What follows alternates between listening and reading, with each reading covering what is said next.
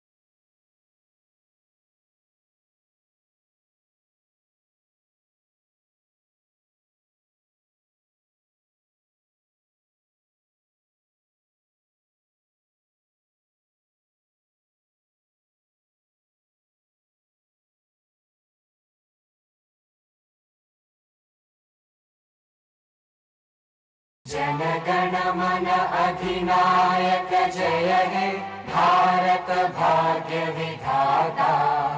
पंजाब सिंध गुजरात मराठा द्राविड उत्कल बंगा। विंध्य हिमाचल यमुना गंगा उज्जल जलधि तरंगा। तव शुभ नामे जागे तव शुभ आशीष मांगे। गाहे तव जय गाथा जन गण मंगलदायक जय हे भारत भाग्य विधाता। जय हे जय हे जय हे जय जय जय जय हे।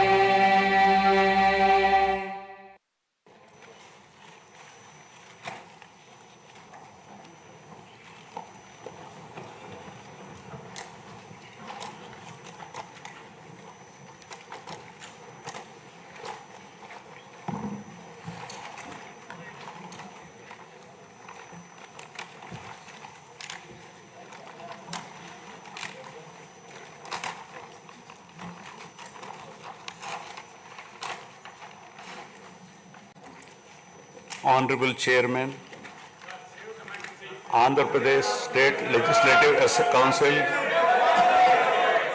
Honorable Speaker, Andhra Pradesh State Legislative Assembly, Honorable Members of the State Legislature, I am immensely pleased to welcome and congratulate the newly elected Honorable Members of the State Legislative Assembly and members of the Legislative Council to this joint session of the State Legislature being convened for the first time after the general elections 2024. I would like to take this opportunity to commend the Andhra people's active participation in the electoral process. Their inspiration for change has been unambiguous. Now the responsibility of fulfilling their aspirations lies with all of you. Honorable members, you are aware that due to the supreme sacrifice of Amarajeevi Potti Sriramulu, Andhra Pradesh was formed as the first linguistic state on 1st October 1953 with Kurnool as capital. Thereafter, the state was recognized on 1st November 1956 and Telugu-speaking parts of Hyderabad state were made into the combined Andhra Pradesh with Hyderabad as capital. Accordingly, a lot of Telugu people moved to Hyderabad. Again, in June 2014, the people of Andhra Pradesh were forced to undergo another reorganization of their state, the most damaging experience of all. The united Andhra Pradesh was bifurcated unscientifically, undemocratically, and without adequate consultation with the stakeholders. This has left an indelible mark on the minds of the people of the residual state of Andhra Pradesh. The turbulence caused due to multiple state reorganizations and the resultant disruptions have deprived Andhra people of a sustained long-period development and progress. Today we stand at a juncture where the people have to again take up the task of rebuilding their state. As time has progressed, it has become evident that the Andhra Pradesh Reorganization Act 2014 does not compensate enough the residual Andhra Pradesh for the loss of prosperity and development opportunities. The state bifurcation has imposed an unprecedented strain on the economy of the state. There are patent inconsistencies in distribution of assets and liabilities, with 58.32% of combined state population. The unscientific bifurcation caused the state to inherit only 46% of the resources. Financial loss on account of loss of Hyderabad city,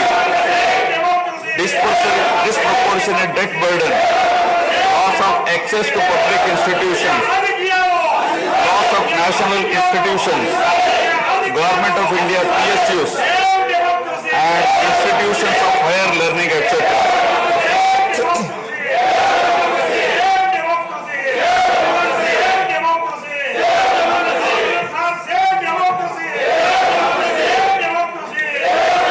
See that scientific criteria for apportionment were not adopted, while the residual state inherited huge revenue deficit.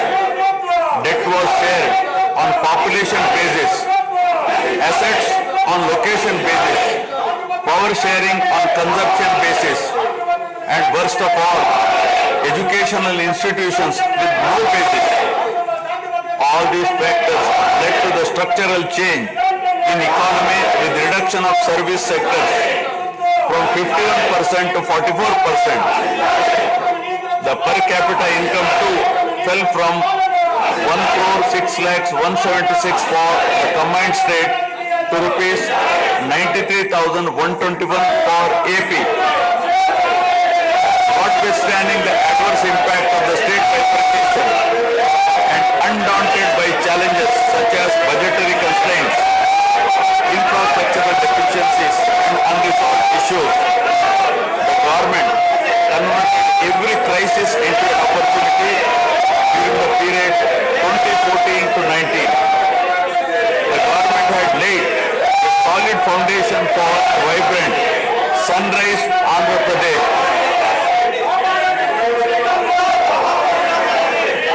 The then government focused on the inherent strengths of the successor state of Andhra Pradesh, its 974-kilometer coastline, providing opportunities for port-led development and requisite environment for manufacturing activities.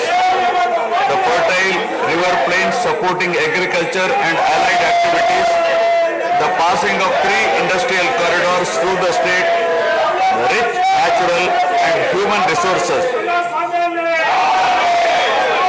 A reflection on the state's performance during the 5-year period of 2014 to 19 gives a clear picture of the balancing act between development and welfare. Completion of prestigious Pattasima project by linking of rivers Godavari and Krishna in a record time of 1 year. Completion of 72% of Polavaram project so that it could be made fully operational by 2021. Prioritization of other irrigation projects, drought-proofing measures, real-time governance, development of Amaravati region through land pooling, construction of new secretariat and legislature building are a few examples worthy of mention.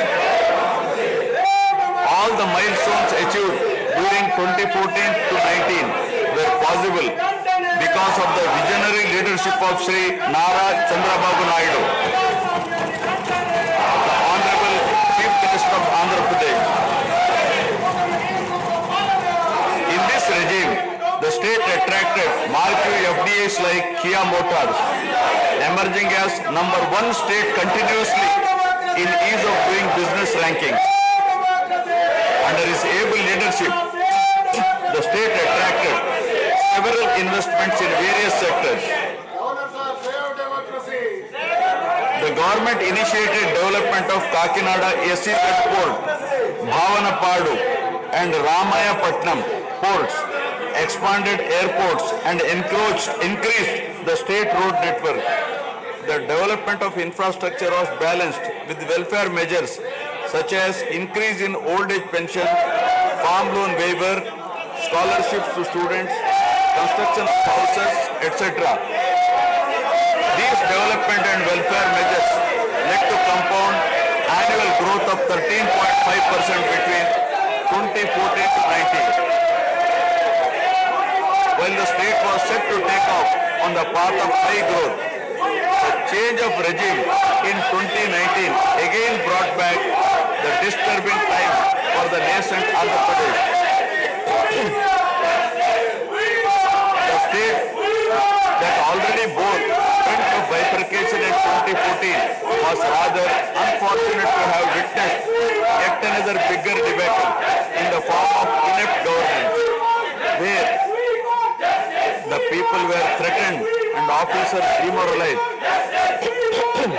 In fact, the damage and losses during the period 2019 to 24 have been more severe compared to the state reorganization in June 2014. The government that assumed charge in 2019 started a destructive note with demolition of Praja Vedike that continued unabated till the end of the regime 2024. During this regime, democracy was at peril. People were in a state of fear and hardly enjoyed any freedom of living.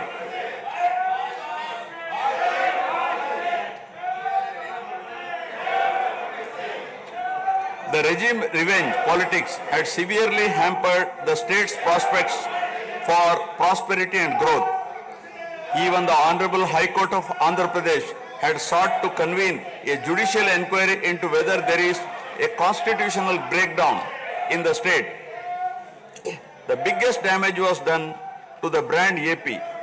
No noteworthy companies came forward to invest in the state.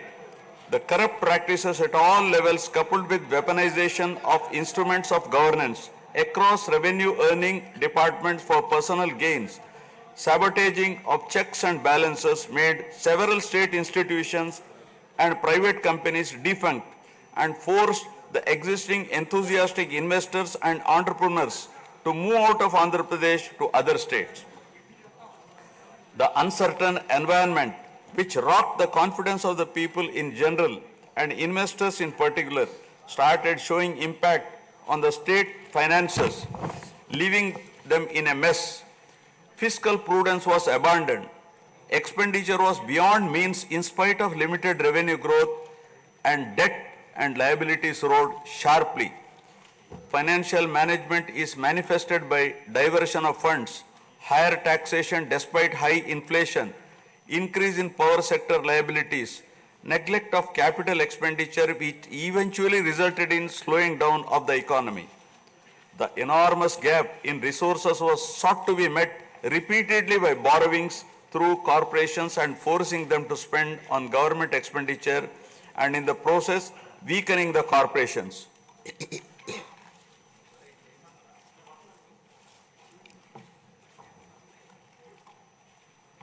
In view of the inordinate delay in clearance of the bills due to strained financial position of the state, many vendors and contractors have approached the High Court of Andhra Pradesh for relief and filed cases against the government. About 25,000 cases have been filed for bill payments, which is unprecedented. The sheer number of contempt cases with personal appearances and arrest warrants against officials in several cases resulted in systematic humiliation and victimization of bureaucracy. This led to complete demoralization of administrative machinery. the capital expenditure reduced by 60% in 2019-24 compared to 2014-19. Departments such as water resources and transport, roads and buildings, which undertake substantial capital works, were left critically short of funds to carry out any works. The capital expenditure on water resources has reduced by 56%, and that on roads and buildings by an alarming 85% during this period. The compound annual growth rate of states-owned tax revenue slipped from 12.8% to 8.1% during this period. On the other hand, the revenue expenditure increased from 7.8% to 10.5%, whereas the capital expenditure growth declined steeply from 26.4% to 3.4%. Lower share of capital expenditure to public debt occurred during the period 2019 to 24 is a clear indicator that the government met revenue expenditure also through borrowed funds. The CAGR in per capita debt has been higher at 14%, while the CAGR in per capita income is only 9.7%. This reflects the fiscal profligacy of the previous regime as no capital formation took place. The Amaravati capital region, envisioned as the focal point of growth for the nascent state of Andhra Pradesh, was totally destroyed. With an attempt to scrap the Amaravati dream, the government confused the people with its malicious three capital cities idea under the guise of decentralized governance. During the period 2019-24, no irrigation project, no industries, no infrastructure relating to roads, buildings, hospitals, drinking water was taken up. Cancellation of MOUs in energy sector and other infrastructure projects further demonstrated the negative attitude of the government. Such disastrous decisions, unmindful of consequences, have led to unrest among the youth and job aspirants. Prevalence of uncertain environment has eventually led the youth towards addiction of illegal substances, causing a drug menace. The mental unrest and agony were not limited to the geographical boundaries of the state. The Telugu speaking people all around the world were upset and demoralized by the uninspiring deeds of the government. They anxiously and desperately waited for a change in governance that would take them forward in the 21st century. The progressive public policies of the AP government during 1996 to 2004 have today led to empowerment of Telugu people globally, enabling them to be amongst the highest earning Indian diaspora. The condemnation of demolition approach of the previous government by the people of the state, NRIs and other supporters, culminated in a change in government. A huge and historic mandate has been given to the NDA, hitting an unprecedented 93% strike rate, thus reaffirming faith in democracy.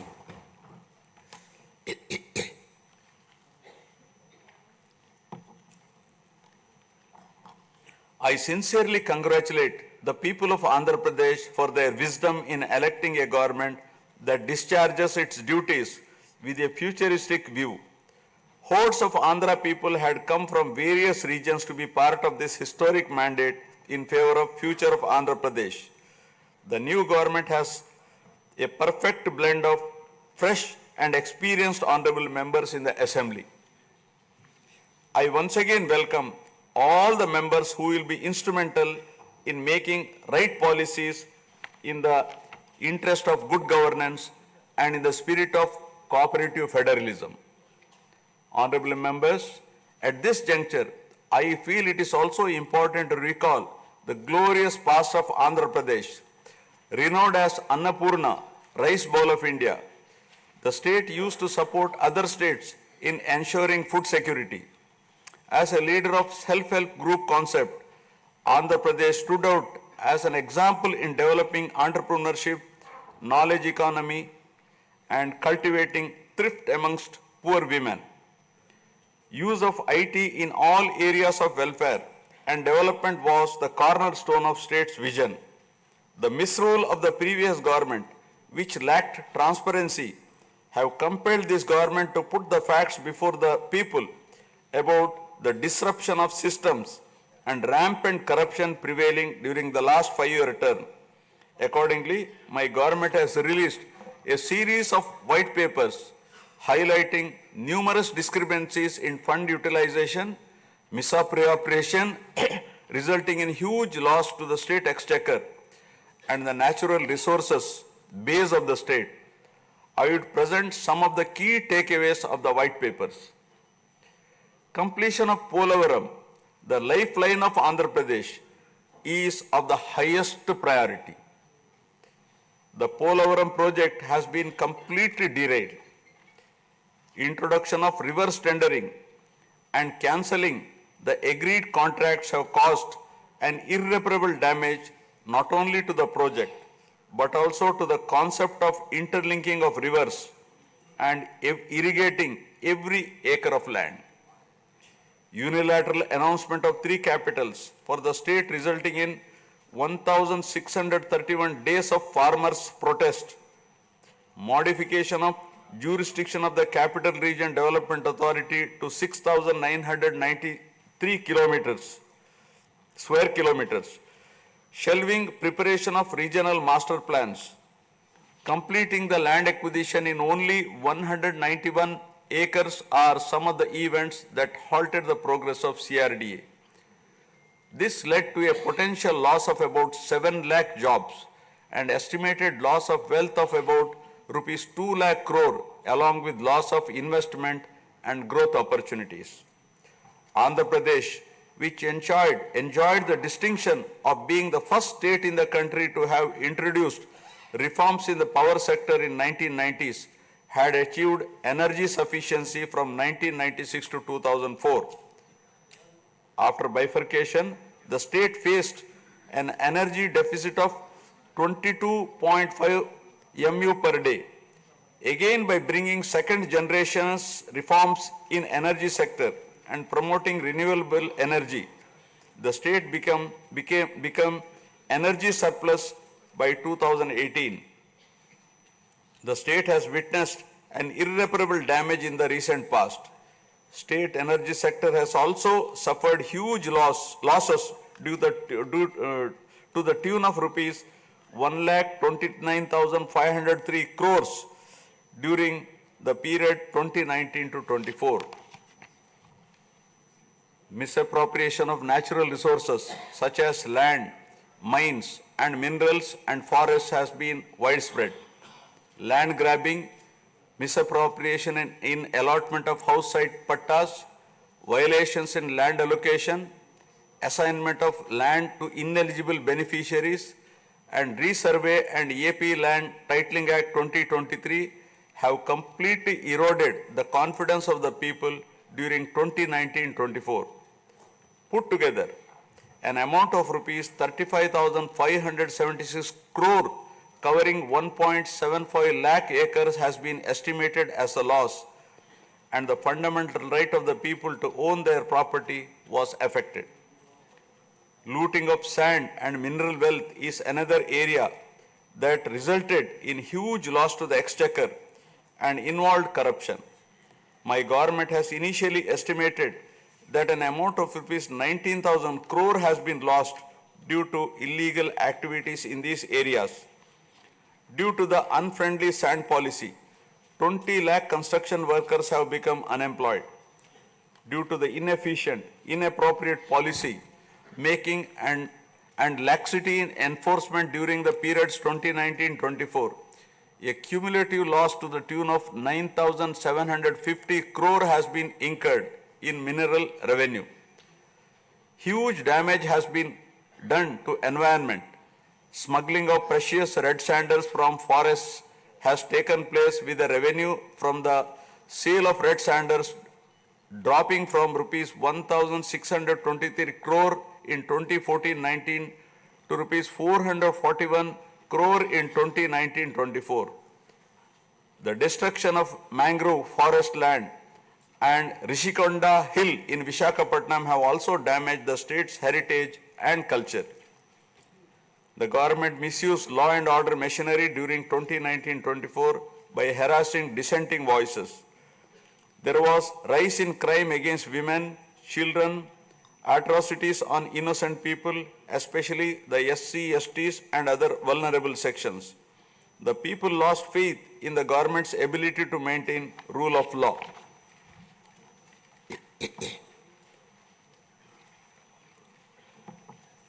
The previous government also made a mockery of the excise revenue streams of the state. The VAT on excise was reduced and diverted to AP State Beverages Corporation as a special margin, which otherwise would have come to the government as revenue. The government levied the additional retail excise tax on the issue price of liquor sold by APSBCL and escrowed the same for repayment of loans taken by APSDC. While the APSBCL started supplying low quality liquor and introduced unknown brands at significantly higher rates, there was increase in black money due to smuggling of IMFL across the border districts. These policy practices have caused irreparable damage to the excise revenue streams of the state. As a result, it has become difficult for the new government to meet even the essential committed expenditure with the reduced revenue of the state. The overall debt has more than doubled in last 5 years, with huge outstanding payments of salaries and pensions, debt repayment for the debt burden of about 10 lakh crore, payments for the power sector dues, civil supplies and other liabilities has become challenging. Putting the governance back on track is truly a Herculean task. My government has already started fulfilling the pre-poll promises and announced that steadfast commitment to Super 6 promises. My government has launched its trademark people-centric governance soon after assuming office with a series of measures such as announcing a mega DSC for filling up 16,347 teacher vacancies, abolishing the Land Titling Act, enhancing social security pensions to rupees 4,000, organizing a skill census, and reopening the Anna canteens to provide food for the poor at a very nominal rate of rupees 5 and supply of free sand. My government will initiate other important measures also. I am sure my government under the able and proven leadership of Shri N. Chandrababu Naidu Garu, the Honorable Chief Minister of Andhra Pradesh, and Shri Pawan Kalyan Garu, Honorable Deputy Chief Minister, with complete support of Shri Narendra Modi Garu, Honorable Prime Minister of India, will make all-out efforts in fulfilling the aspirations of the people for developing the state. Initiating the process, the Honorable Chief Minister visited New Delhi to meet the Honorable Prime Minister and other union ministers concerned and apprise them of the grim financial situation. During the visit, special requests have also been made for hand-holding by the center and extending liberal support to the state. I appeal to the people of the state to understand the current alarming financial situation and cooperate with the government in rebuilding the state. The massive destruction which resulted in huge loss of natural resource base and human value system really makes the reconstruction process difficult and time-taking one. To assess the complete loss, plan for resource mobilization and development is a cumbersome task. It requires collective thinking, extensive discussions with intelligentsia and academicians to explore ways to overcome the current crisis. It also involves finding ways to restart the entire development ecosystem through short, medium and long-term plans in the light of the new development paradigm of Viksit Bharat at 2047. The extent of real damage done to Andhra Pradesh in the last 5 years had not come in public discourse thus far. The misgovernance from 2019 to 24 created a trust deficit with regulatory authorities and damaged the brand of AP amongst investors. The people now given a strong mandate to the NDA to rebuild the brand AP and regain the trust. Honorable members, usually winning elections and assuming responsibility is a happy event. But now we are meeting in different and difficult circumstances. Perhaps for the first time in the country, the members are not in a position to rejoice and have the means to meet people's aspirations immediately. Keeping this in view, my government is proposing to go for budget after meaningful deliberations. With several issues relating to state bifurcation remaining unresolved, my government has taken initiative and visited New Delhi to meet the concerned in Union government, including Honorable Prime Minister and also Telangana government, with an intent to quickly find amicable solutions. The resolve shown by the 5 crore people of the state to reinstate democracy and elect people-friendly government with an unprecedented mandate is required to be appreciated yet again at this hour of crisis to help the state to rediscover its past glory. I would like to conclude my speech with the inspiring words of Swami Vivekananda. I quote, "We are responsible for what we are, and whatever we wish ourselves to be, we have the power to make ourselves. If what we are now has been the result of our own past actions, it certainly follows that whatever we wish to be in future can be produced by our present actions. So we have to know how to act." Jai Hind. Jana Gana मन अधिनायक जय हे भारत भाग्य विधाता। पंजाब सिंध गुजरात मराठा द्राविड उत्कल बंगा। विंध्य हिमाचल यमुना गंगा उज्जल जलधि तरंगा। तव शुभ नामे जागे, तव शुभ आशीष मांगे।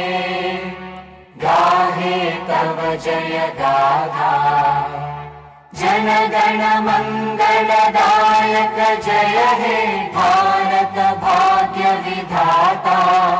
जय हे जय हे जय हे जय जय जय जय हे।